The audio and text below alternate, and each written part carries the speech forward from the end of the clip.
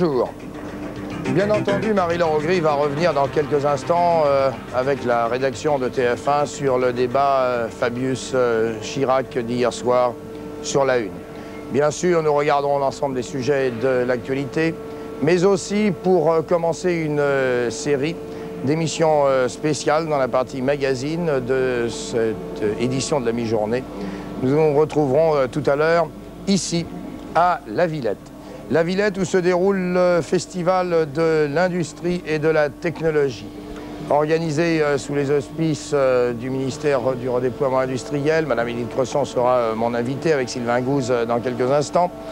Mais mise en place par l'ANVAR, l'Agence nationale de valorisation de la recherche, sur des milliers de mètres carrés, ici dans ce grand hall de La Villette.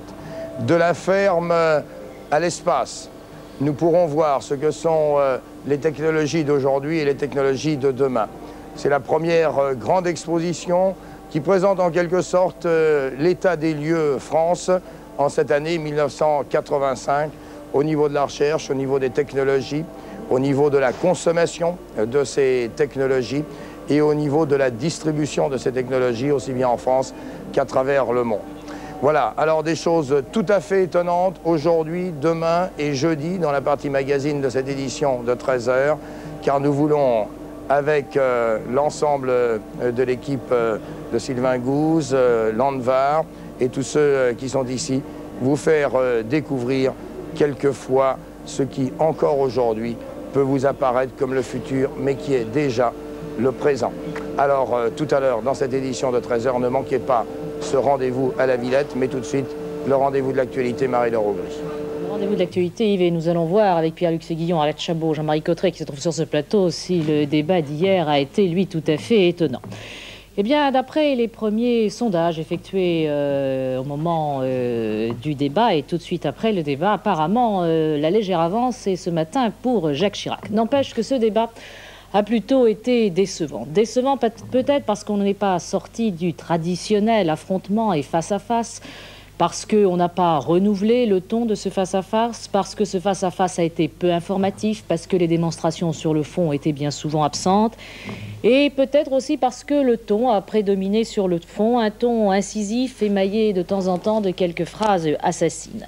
Mais avant de décortiquer ce face-à-face et de parler du ton employé hier par Laurent Fabius et par Jacques Chirac, voyons ce qu'il en a été sur le fond.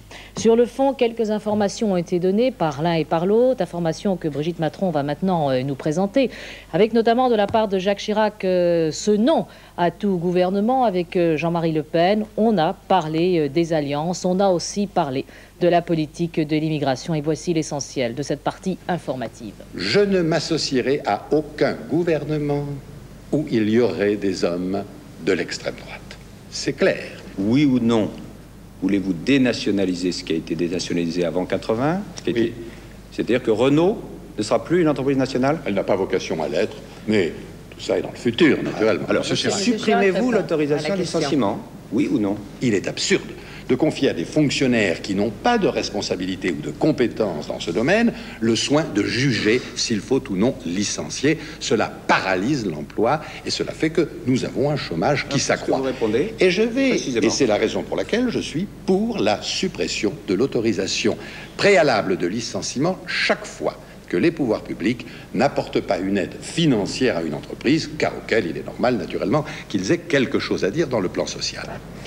Il faut instituer une véritable peine de substitution à la peine de mort, ce que vous n'avez pas fait malgré vos engagements. Pour l'abrogation de la peine de mort. Il faut rétablir. Vous avez voté pour l'abrogation de la peine de mort. Il faut naturellement. Je suis contre la peine de mort, mais je suis pour une peine sérieuse de substitution que vous n'avez pas instituée. Je vous signale, Monsieur Chirac, c'est une information qui vous sera précieuse, que le nouveau code pénal va être déposé incessamment au Parlement. Question à l'un et à l'autre, quelle peut être aujourd'hui une véritable politique de l'immigration ? Il faut d'abord fermer nos frontières, Monsieur Fabius, et les fermer énergiquement, et c'est vrai, sanctionner de façon draconienne tous les responsables des filières d'immigration clandestine. Je le dis moi depuis longtemps. À partir de là, il y a les immigrés qui travaillent. Ceux-là ont les mêmes droits, les mêmes devoirs que nous, n'en parlons pas. Tout à fait. Il y a ceux qui ont perdu, hélas, leur emploi. Ceux-là, il faut une politique humaine, mais ferme, de retour en les aidant naturellement et en accord avec leur pays d'origine. À partir de là, vous pourrez rétablir un climat de sérénité et qui exclut les réactions, hélas, racistes que l'on voit se développer chez nous aujourd'hui, à cause de votre politique.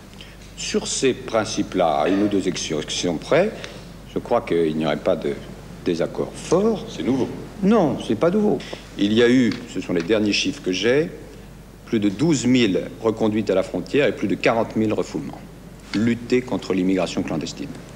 Deuxième direction, réinsérer tous ceux qui l'acceptent dans leur pays d'origine. En particulier ceux qui ne trouvent pas d'emploi, par des aides au retour. En 85, nous avons eu 15 000 candidats. Troisième direction, il faut que ceux qui sont régulièrement installés puissent être insérés dans la population avec leurs devoirs et leurs droits. C'est autour de ces trois idées, sans dérapage et sans faiblesse, il faut agir avec fermeté. Est-ce que vous pouvez, ce soir, vous engager formellement à ne plus jamais gouverner avec des communistes, ni au niveau du gouvernement de la France, ni au niveau des conseils, des régions, des départements ou des communes? Sur le plan du gouvernement, vous vous rappelez peut-être, vous étiez un petit peu jeune, mais enfin quand même, qu'à la Libération, le général de Gaulle, vous êtes gaulliste je crois, a pris des communistes dans son gouvernement. Et je crois qu'il n'y a pas lieu de faire une exclusion générale parce que ceci, parce que cela. Mais, je réponds ainsi précisément à votre question, si les communistes devaient continuer, les dirigeants communistes, sur la ligne actuelle qu'ils ont choisie, il n'est évidemment pas question qu'ils soient au gouvernement, pas plus qu'ils ne le sont aujourd'hui. Voici donc pour, disons, la partie informative de ce débat d'hier soir entre Jacques Chirac et Laurent Fabius. Alors, reste la question, Arlette Chabot, ont-ils convaincu surtout leurs troupes? Bien, l'objectif d'abord pour Jacques Chirac, si vous voulez, c'était de montrer qu'il est bien le meilleur leader de l'opposition. Incontestablement, hier soir, il a marqué des points. D'abord, effectivement, il est mal parti en quelque sorte, puis il a bien résisté au harcèlement, aux questions de Laurent Fabius. Il a pris le temps d'expliquer et de développer son programme.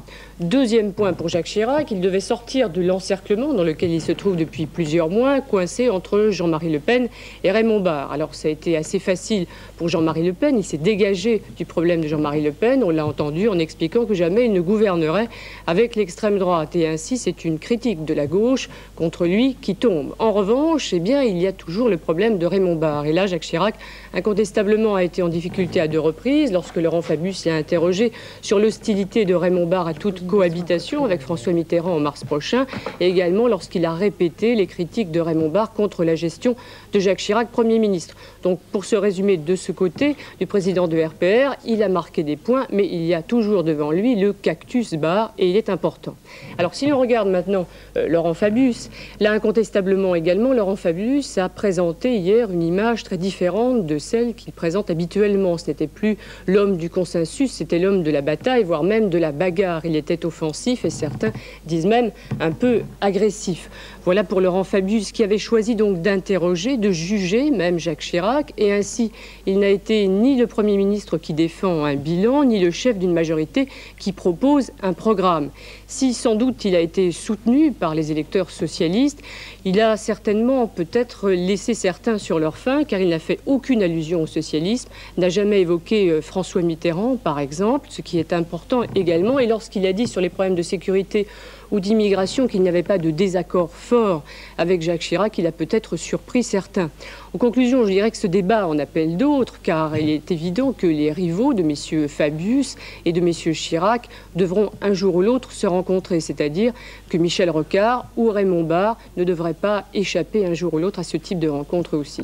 Oui, en effet, Michel Rocard et Raymond Barre, qui en fait étaient très présents dans l'ombre à ce débat et qui ont vraisemblablement suivi avec beaucoup d'attention les échanges entre Laurent Fabius et Jacques Chirac. Alors, voyons tout de suite leur première réaction et tout de suite une réaction d'un bariste, François Daubert, qui à propos du débat... Je crois que ce débat a donné un avant-goût de ce que pourrait être la cohabitation entre un socialiste qui à ce moment-là ne sera plus Fabius mais sera François Mitterrand, qui sera le chef de l'opposition installé à l'Élysée et un Premier ministre venant de l'opposition. Ça ne m'a pas fait changer d'avis. Je crois vraiment que la cohabitation sera très difficile, même quand les hommes seront face à face, et même quand ce ne seront pas uniquement des projets. Voici, première réaction, donc, réaction d'un bariste, François Daubert. Nous aurons vraisemblablement d'ici ce soir des réactions du côté des rocardiens. Alors, Jean-Marie Cotterêts, vous êtes professeur à la Sorbonne, mais vous vous attachez surtout à l'étude des discours politiques depuis longtemps. François Daubert vient de dire ça ne m'a pas fait changer d'avis. Comment vous analysez ce débat? Il y a un gagnant, il y a un perdant, ou est-ce qu'on n'a pas loupé le coche hier soir? Je crois que de toute façon, il ne faut pas attendre des débats politiques qu'ils arrivent à convaincre beaucoup de Français. Il y a toujours une petite marge simplement de Français qui se décident après avoir vu un débat politique. Je dirais, si vous voulez simplement, mais peut-être d'un point de vue d'un observateur de la communication, qu'il y a eu probablement 2 perdants hier soir. À court terme, je crois que c'est Laurent Fabius qui effectivement a perdu de sa stature, de sa sérénité, de statut professoral qu'il voulait donner, la leçon qu'il voulait faire à Jacques Chirac. Et donc, par conséquent, aujourd'hui, on peut dire que sans doute, il y a un désavantage pour M. Fabius.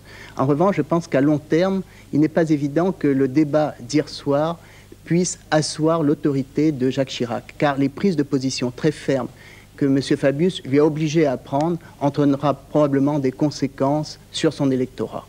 Par conséquent, pour moi, il y a un exercice très dangereux pour les hommes politiques à faire ce genre de débat, et je ne suis pas certain qu'il y ait un vainqueur.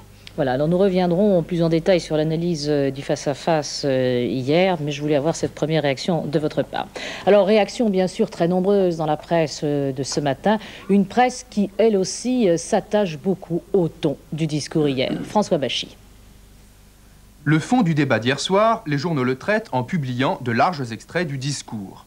Visiblement, ce qui a compté pour les éditorialistes, c'est d'abord la façon dont sont apparus les débatteurs. Le Matin de Paris a vu 2 styles politiques qui correspondent à 2 générations.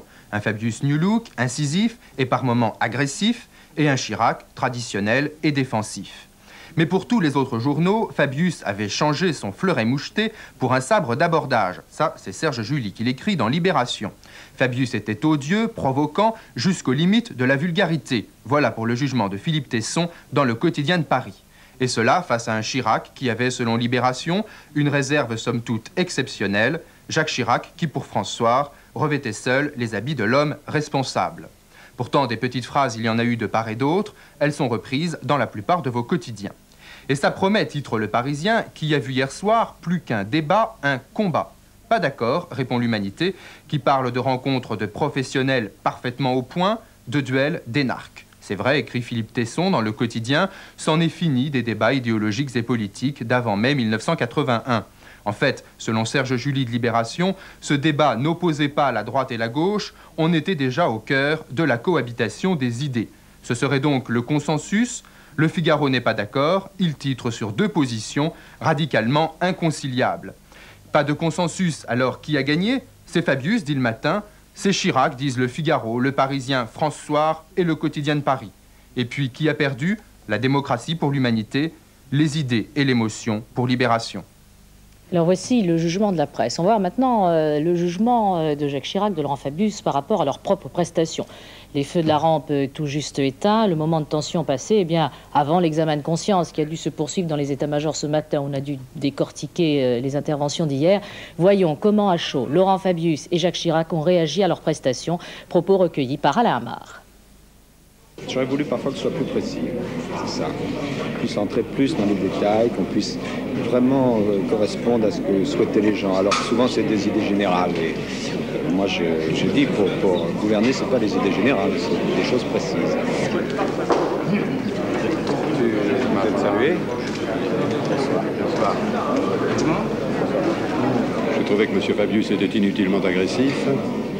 Je l'ai trouvé peu convaincant. Et j'ai trouvé qu'il maniait l'art de l'esquive et de la dissimulation de façon excessive. Voilà donc pour les réactions de Laurent Fabius et de Jacques Chirac. Pierre-Luc Séguillon, vous aviez une place privilégiée hier puisque vous étiez tout près de l'un et de l'autre, que vous avez pu aussi les rencontrer hors plateau, dans les coulisses. Alors comment vous avez-vous senti un petit peu cette atmosphère du débat hier? L'atmosphère était très tendue avant et pendant le débat, jusqu'à cette minute rituelle. Après le débat, où les 2 hommes se sont retrouvés vers 21 h autour d'un verre, jus de fruits pour Laurent Fabius et champagne pour Jacques Chirac. Ils étaient arrivés vers 19h, à quelques minutes d'intervalle, Laurent Fabius avec sa femme et Jacques Chirac qui était, lui, déjà maquillé. Et puis ensuite, ils sont descendus sur le studio pour prendre leurs places respectives. À ce moment-là, ils se saluent, mais ils ne se serrent pas la main. Les photographes sont dans le studio, ils opèrent, et en professionnels avertis, Laurent Fabius et Jacques Chirac posent sans aucune note sur leur bureau. Les photographes sortent du studio. À ce moment-là, l'un et l'autre prennent leurs petites serviettes et en sortent une pile chacun de notes.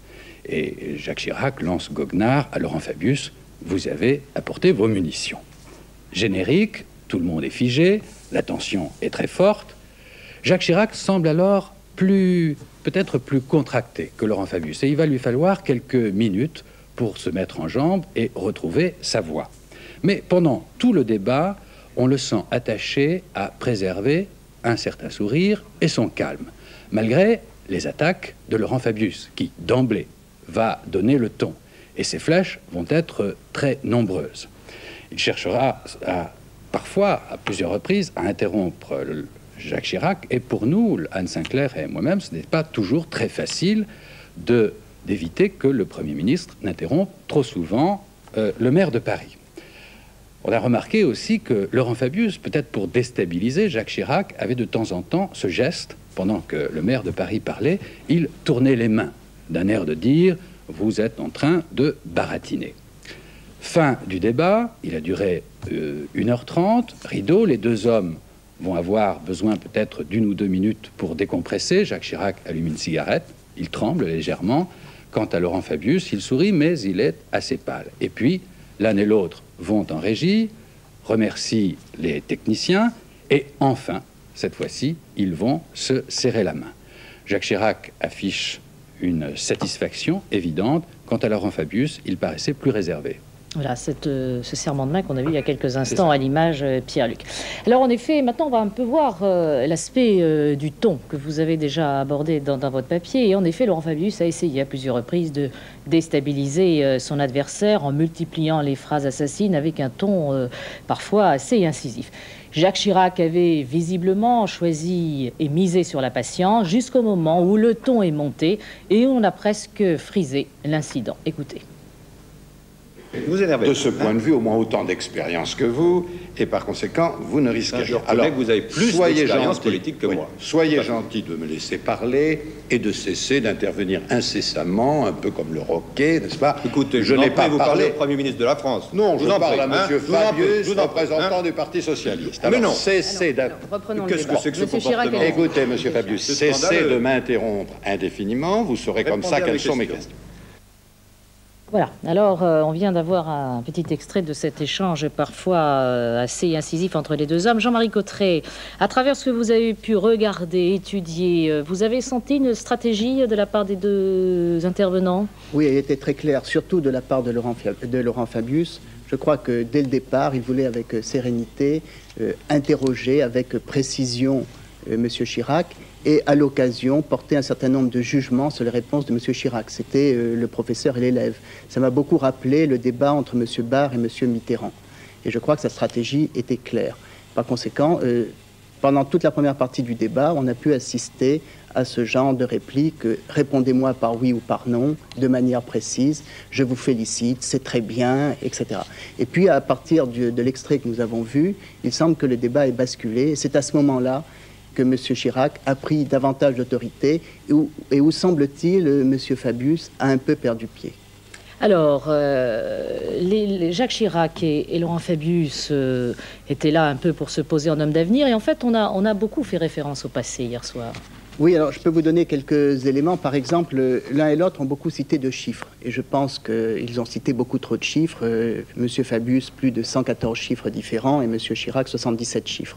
Quand on pense que pour une émission d'1 heure, normalement, il ne faudrait pas citer plus de 2 ou 3 chiffres si on voulait que les téléspectateurs puissent se souvenir de ce qui avait été dit. Là, je crois qu'il y a eu pléthore de chiffres. Mais en revanche, ce qui est intéressant, c'est que les références aux dates chez Monsieur Fabius, c'est l'année 1976. Qui est la date qui a été la plus citée, et 1981. Et chez M. Chirac, c'est 1981, qui est la date de référence. Mais très peu, chacun à peu près une fois, on parlait de 1986 ou éventuellement des dates dans le futur. Donc c'est un débat qui est malgré tout ce qui a été dit, resté finalement axé sur le passé. Alors est-ce que vous voulez dire aussi, à travers cette avalanche de chiffres que vous signalez, qu'ils n'ont pas été très pédagogues vis-à-vis des téléspectateurs? Ils ont essayé d'être pédagogues, surtout M. Fabius. Mais là, c'est un problème de vocabulaire. On a évidemment, comme on l'a fait toujours, compté les mots sur l'ordinateur. Ils ont chacun prononcé à peu près le même nombre de mots, donc vous avez été de très bons arbitres, car M. Fabius a prononcé 7226 mots et M. Chirac 7197 mots. Donc là, vraiment, la justice a été rendue, ils sont à égalité. Ils ont un peu varié dans la vitesse d'élocution, M. Fabius parlant un peu plus vite que M. Chirac, contrairement à ce qu'on pouvait croire. Alors, comme vous comptabilisez tout, au niveau justement des interruptions, des interpellations de Laurent Fabius et de Jacques Chirac, vous avez comptabilisé aussi le décalage qu'il pouvait y avoir? Oui, et là c'est très important, et ça remonte la stratégie de M. Fabius. M. Fabius a posé 19 questions directes à M. Chirac, en disant répondez par oui ou par non. Tandis que M. Chirac n'a posé que 7 questions à M. Fabius. Autre élément qui donne peut-être, si vous voulez, le reflet général de ce débat, M. Fabius a interrompu 91 fois M. Chirac. Et M. Chirac n'a interrompu que 25 fois M. Fabius. Bon, alors je crois que tout ceci donne quand même l'ambiance générale. Voilà pour les comptes. Une dernière petite réaction. Est-ce que vous ne voyez pas que c'est dommage qu'on soit resté hier dans des créneaux très, très traditionnels? Et est-ce qu'on n'aurait pas pu, hier, renouveler le genre entre le dialogue entre les deux hommes? Est-ce que c'est pas ça aussi la déception? C'est peut-être ça aussi la déception. On attendait peut-être un autre genre de discours politique, mais c'est très difficile pour les hommes politiques de trouver un discours qui puisse être accepté par la majorité des Français. Monsieur Fabius a voulu être sur un ton émotionnel, surtout à la fin, mais c'est un registre où il passe assez mal. Il reste bien sur un registre rationnel. Monsieur Chirac est resté, lui, plutôt tout le temps sur un registre rationnel, avec beaucoup d'affirmations, c'est le vrai. Il a dit beaucoup plus « il faut » que monsieur Fabius, qui lui doutait en disant « je pense, je crois ». Donc là encore, on revoit très bien les registres. Ça confirme tout à fait les impressions qui ont été données par les journalistes depuis ce matin. Merci beaucoup Jean-Marie Cotret pour cette étude très détaillée du débat d'hier soir. Rajoutons côté politique intérieure une information, mais surtout, disons, un sondage. Raymond Barre est le meilleur Premier ministre de la cohabitation et le meilleur candidat à l'élection présidentielle, selon un sondage réalisé par IFOP RTL Le Point. Voici donc qui n'est pas inintéressant après ce débat d'hier. Dans l'actualité aussi, eh bien, le téléphone. Reçu 10 sur 10, vendredi soir, tout s'est bien passé et ce fut une véritable prouesse technique. Tout s'est pas trop mal passé pendant le week-end, puisque apparemment, eh bien, les Français ont bien assimilé la nouvelle numérotation. Il n'y a eu qu'entre 10 à 15% d'erreurs. Reste à savoir comment cela s'est passé ce matin. C'était beaucoup plus délicat, car c'est vers 11 h ce matin qu'il devait y avoir affluence d'appels téléphoniques. Michel Chevalet. Est-ce que tout s'est bien passé ? Entre un dimanche et un lundi, le trafic téléphonique est multiplié par 100. Et c'est vers 11 h ce matin que se situe la pointe. Et jusqu'à présent, tout s'est bien passé. En temps normal, le taux d'erreur se situe aux alentours de 10%. Ce sont surtout de faux numéros ou de fausses manœuvres. Les spécialistes disent que les centraux peuvent supporter jusqu'à 25% d'appels incorrects. Après, c'est le risque de blocage. Si dans certaines zones, on s'est approché de ce chiffre, dans l'ensemble, tout s'est déroulé mieux que prévu. Reste que pour les services informatiques, il faut reprogrammer, réenregistrer ou modifier tous les numéros stockés dans les mémoires des ordinateurs. Les tableaux qui ont été volés hier au musée Marmottan n'étaient pas assurés. C'est ce que l'on a appris ce matin. Des toiles qui ont disparu au cours de ce hold-up assez spectaculaire comptent parmi les plus célèbres de l'école impressionniste. Le montant du vol est estimé à peu près à 120 millions de francs. Il s'agit d'un vol sans précédent, l'un des plus audacieux vols de tableaux de ces dernières années. Et une nouvelle fois est posé à travers ce vol le problème de l'existence des systèmes de sécurité. Mêlés aux quelques visiteurs du musée, hier vers 10 h du matin, les gangsters ont opéré plus à la manière d'un commando qu'à la façon de voleurs de tableaux amateurs d'art. Blouson de cuir, pistolet au poing, ils ont bousculé les quelques gardiens, incapables de réagir. On nous a braqués, on nous a dit de nous mettre là, face au mur, quoi. On est tous rentrés. 9 tableaux décrochés en quelques minutes avec une facilité déconcertante puisque le système d'alarme est débranché dans la journée. Un Renoir 5 monnaies dont le fameux Impression Soleil Levant, un tableau hors de prix qui fait partie du patrimoine de la France. On n'a jamais envisagé qu'il y aurait eu des armes à feu. C'est quand vous avez un revolver sur le crâne, qu'est-ce que vous voulez faire? Alors, est-ce que ce sont des tableaux facilement négociables? Je ne crois pas. Seulement, ça dépend s'ils les amènent dans un autre pays, on ne sait pas. J'ai l'impression qu'ils ont choisi certains tableaux, qui étaient comme une commande, parce qu'ils en ont pris un peu dans toutes les salles. Donc pour vous, c'est une commande d'amateurs éclairés qui vont les entasser oui, dans des bunkers quelque part? Peut-être, oui, voilà. Alors, partis à l'étranger, nous avons voulu vérifier si c'était possible. Nous nous sommes rendus à Orly et avons passé tous les contrôles avec un paquet ressemblant étrangement à un tableau. Si ce paquet avait contenu un monnaie, il serait à l'heure qu'il est hors des frontières. Reste la possibilité d'une demande de rançon ou d'un chantage à l'assurance. On apprenait ce matin que les tableaux volés à Marmottan n'étaient pas assurés. Négligence coupable à laquelle devra répondre le secrétaire de l'Académie des Beaux-Arts, propriétaire des tableaux. Fait rarissime, incendie dans une station de métro. Cela s'est passé hier à Mexico. Plus de 600 personnes ont été blessées, heureusement légèrement blessées. À l'origine de l'incendie, la crevaison d'un pneu d'une rame. Michel Floquet. Cette fumée sort d'une station de métro en plein centre de Mexico. Hier après-midi, un pneu a éclaté sur une rame du métro, provoquant un début d'incendie. Les pompiers et la Croix-Rouge ont mis 1 heure à circonscrire le sinistre et à évacuer les blessés. Au total, plus de peur que de mal. Aucun mort, 21 personnes sont encore à l'hôpital, mais des centaines d'autres, plus de 1700, légèrement intoxiqués, ont pu quitter les centres hospitaliers après les premiers soins. Le métro de Mexico, qui fonctionne depuis une quinzaine d'années, est une réalisation française. En dehors de Paris, Lyon, Lille et Marseille, des métros sur pneus de technologie française sont également en service à Montréal et Santiago du Chili. À l'étranger, ce qui retient l'attention, c'est une nouvelle fois la situation au Proche-Orient. Au moment où l'aviation israélienne hier bombardait les positions palestiniennes de la Beka, les tractations politiques se multiplient en coulisses. Yasser Arafat arrive à Amman, il va rencontrer le roi Hussein de Jordanie, et cela au moment où Shimon Peres, le Premier ministre israélien, fait de nouvelles propositions et parle de conférences internationales. Pierre Tivoli. Revenant de l'Assemblée générale des Nations unies à New York, Shimon Peres a été accueilli hier à Jérusalem par des manifestants l'accusant de brader Israël. Ayant proposé d'entamer des négociations directes avec la Jordanie, sous l'égide d'une conférence internationale, le Premier ministre israélien affronte en effet l'opposition du parti Likoud, qui participe pour moitié au gouvernement d'union nationale. Une motion de censure doit être discutée aujourd'hui à la Knesset.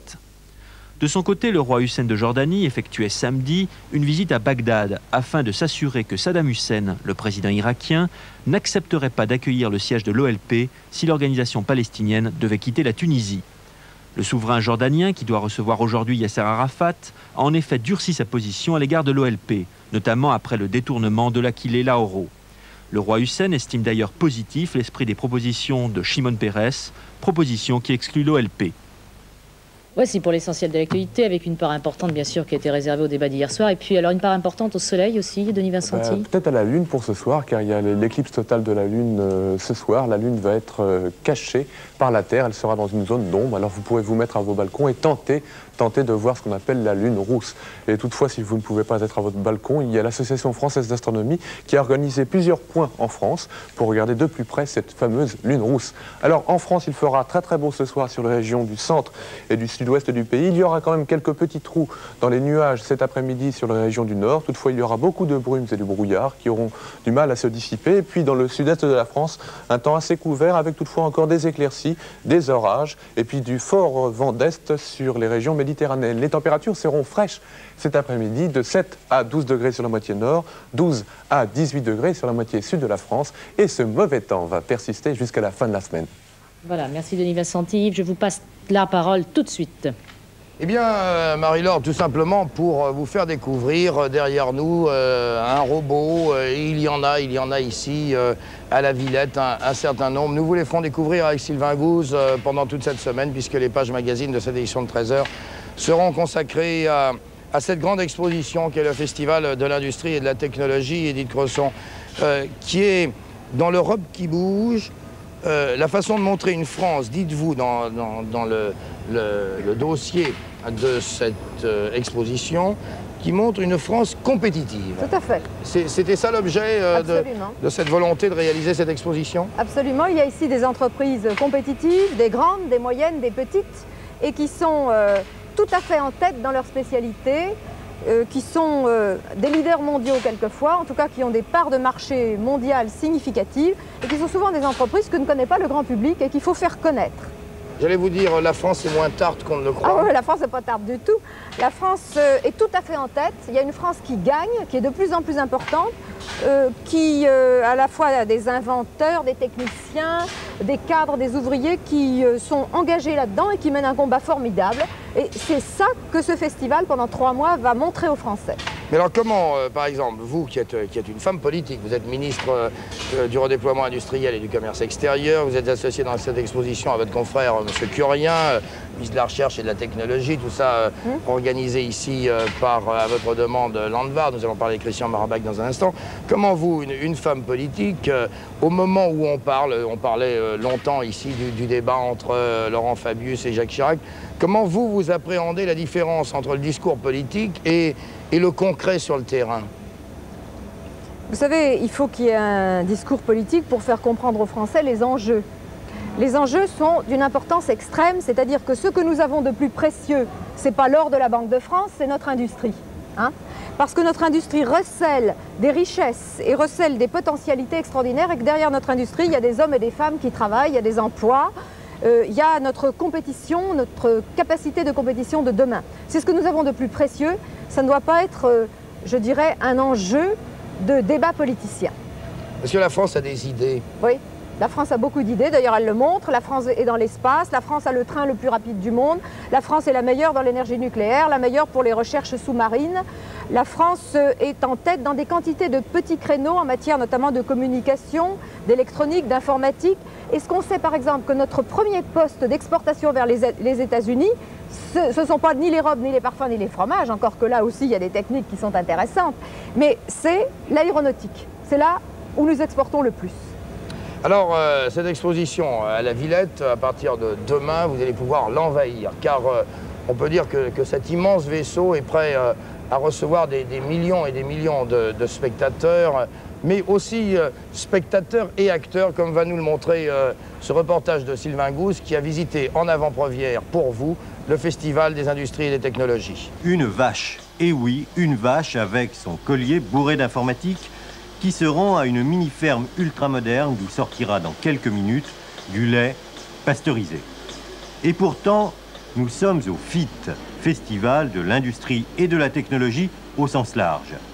Ce Mirage 2000, à la carapace transparente, est aussi là pour le démontrer. Fleuron technologique qui, pour une fois, révèle ses dessous. Festival, cette manifestation se veut tout autre chose qu'une exposition de plus. 2 mots-clés, l'interactivité et le spectacle. Interactivité ou comment dialoguer avec les machines, grâce aux dizaines d'ordinateurs qui offrent leur clavier à qui veut, ou grâce aux simulations de vraies situations technologiques. Initiez-vous donc au pilotage de ce réacteur nucléaire. Spectacle multiple, un théâtre de l'entreprise où sont jouées les scènes de la vie au travail. Le clou du festival, cette immense main d'acier qui tient peut-être notre avenir en son creux. Et les robots, bien sûr, robots qui travaillent et robots qui jouent la comédie pour celui-ci, qui dansent cet étrange ballet pour cela. Mais derrière le spectacle, il y a bien sûr des enjeux économiques évidents. C'est une vitrine, Édith Cresson, cette exposition? C'est une vitrine, mais pas une vitrine statique, une vitrine qui bouge et qui montre les processus de production, la façon dont les choses se font concrètement. Vous savez, les gens croient toujours que dans les usines, c'est noir, c'est fermé, ce sont des activités un peu mécaniques. Oui, ça arrive encore. Mais de plus en plus, dans les usines, c'est vivant. Il faut de l'intelligence, il faut des gens formés, il faut des gens qui puissent critiquer ce qu'ils font, de façon à ce qu'ils puissent coopérer, apporter ce que seuls les hommes peuvent apporter au fond et que les robots n'apporteront jamais. C'est une vue critique de ce qu'on fait et la possibilité de corriger ce qu'on fait au fur et à mesure. Justement, Sylvain Gousse. Justement, la machine, elle fait peur. On le sait, on n'est plus au temps des canuts, mais néanmoins, quand on voit ces robots derrière nous, dont on sait que l'un est peintre dans une usine, l'autre fait de la soudure, un troisième transporte des pièces. Bon, ces robots, ils prennent un peu la place des hommes. Alors, est-ce que vous ne craignez pas quand même qu'à multiplier les robots, ça soit l'emploi qui trinque? Les deux pays qui au monde ont le plus de robots, c'est le Japon et la Suède, et ce sont les deux pays où il y a le moins de chômage. Hein. Alors, ça veut dire très clairement que c'est par la modernisation que l'on créera des emplois. Oui, mais quand? Enfin, je veux dire, il n'y a pas un délai entre les... Ah, bien naturellement, ça aurait dû être commencé il y a 10 ou 15 ans. Parce que les Japonais et les Suédois, précisément, au lieu de faire venir de la main-d'œuvre pas chère, en se disant que comme ça, on s'arrangerait, ils ont fait l'effort de recherche de technologie que nous avons effectivement commencé. Et maintenant, la France est très bien placée. Alors, vous êtes ministre du redéploiement industriel, on va en parler, et aussi du commerce extérieur. Est-ce que nous sommes assez conquérants en la matière? Parce que quand on se promène, et je dois le dire très honnêtement à ceux qui nous regardent, j'ai visité Epcot, c'est-à-dire la cité dite du futur aux États-Unis, dans cet immense parc de Floride, où on nous présente quelquefois en moins bien ce qu'on nous présente ici à la Villette. Alors il faudrait quand même ne pas avoir trop de complexes non plus, et pas imaginer toujours que c'est mieux ailleurs. Et je dois le dire en toute franchise, je suis venu ce matin dans ce hall que j'ai visité, et j'ai trouvé équivalent, sinon mieux quelquefois, que ce que j'avais vu à Epcot lorsque j'étais allé le visiter l'année dernière. Mais alors, est-ce qu'il n'y a pas quand même un problème en ce qui concerne les mentalités, les méthodes françaises qui font que tout ça, c'est formidable, on retrouve des choses extraordinaires qu'on ne pensait même pas avoir chez nous, mais est-ce que nous sommes prêts et est-ce que nous nous donnons les moyens d'aller dire aux autres, regardez, chez nous c'est mieux que chez vous, si vous voulez, on peut vous l'offrir? Vous parlez d'Epcot, moi je parlerai, si vous voulez bien, de Tsukuba. Hein. Alors au Japon, il y a eu une énorme exposition sur la technologie, à la gloire de la technologie japonaise, mais enfin, les autres avaient aussi des pavillons. Dont le monde entier a parlé. Naturellement. Parce que le monde entier ne pourrait pas parler de ce qui se passe à la Villette jusqu'au mois de janvier. Le monde entier pourrait en parler, mais je voudrais vous dire qu'à Tsukuba, le pavillon qui est étranger, qui a eu le plus de succès après le pavillon américain, c'est le pavillon français. Et que les Japonais et les autres se pressaient pour voir ce que nous avions à démontrer, notamment en matière d'automatisme et de robots. C'est quelque chose de très important. C'est pas toujours ce qu'on a lu dans la presse. Hein. Oui, parce que les Français, et notamment, disons, la petite classe qui essaye de faire l'opinion, et je dis tout de suite que vous ne faites pas partie de ceux-là, de ceux qui dénigrent, mais on a toujours tendance à dénigrer ce qu'on fait. Et moi, ça m'énerve. On est maso. Parce que oui, on est maso, on dit toujours, ah oui, c'est pas